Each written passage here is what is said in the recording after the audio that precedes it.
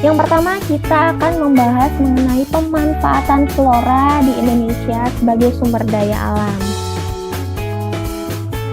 Yang pertama, manfaat dari segi ekonomi. Nah, flora itu dimanfaatkan sebagai segi ekonomi, yaitu contohnya adalah pohon jati atau pohon-pohon yang lain yang digunakan untuk membuat lemari, kursi, atau mebel. Itu adalah salah satu manfaat dari segi ekonomi. Lalu yang kedua, dari ekowisatanya, flora di Indonesia yang dimanfaatkan itu lebih ke keindahan atau ekowisata. Banyak tanaman-tanaman yang dijadikan sebagai hiasan yang berada di rumah maupun dijadikan sebagai taman tempat wisata. Lalu dilihat dari segi ilmu pengetahuannya juga, flora dimanfaatkan sebagai obat-obatan seperti jahe, lengkuas, lalu ada rempah-rempah, itu juga dimanfaatkan sebagai jenis obat-obatan. Lalu yang keempat, dari segi sosial dan budaya, dan pada gambar juga dapat dilihat bahwasanya flora di Indonesia juga beraneka ragam dan bentuk pengekspresian sosial budaya juga di setiap daerah berbeda-beda. Ini adalah contoh dari festival panen raya yang terdapat di Indonesia.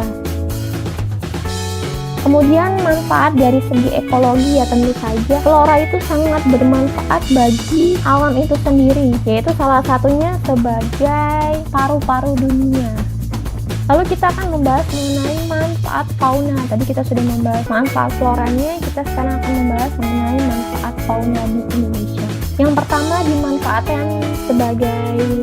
dimanfaatkan dari segi ekonomi. Nah, tentu saja ada yang dimanfaatkan sebagai asupan nutrisi, daging, ikan, itu kan fauna. Lalu susu, lalu ada ikat pinggang yang berasal dari kulit hewan, maupun tas juga ini tas dari kulit buaya maupun kulit ular, itu juga dimanfaatkan dari segi ekonomi. Kemudian dari wisata, nah tentu saja dapat dimanfaatkan sebagai objek wisata. Contohnya Taman Marga Satwa Ragunan Zoo. Lalu ini ada Taman Nasional Komodo yang ada di Nusa Tenggara.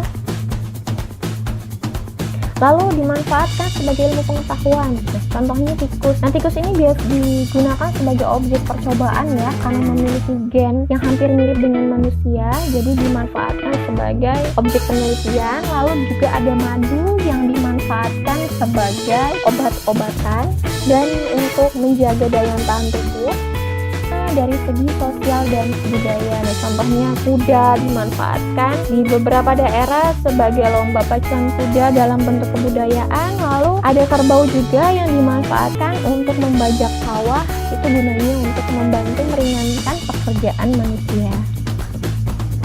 Demikianlah pembelajaran pada hari ini mengenai pemanfaatan flora dan fauna di Indonesia. Semoga video ini bermanfaat dan terima kasih. Sampai bertemu di video-video selanjutnya.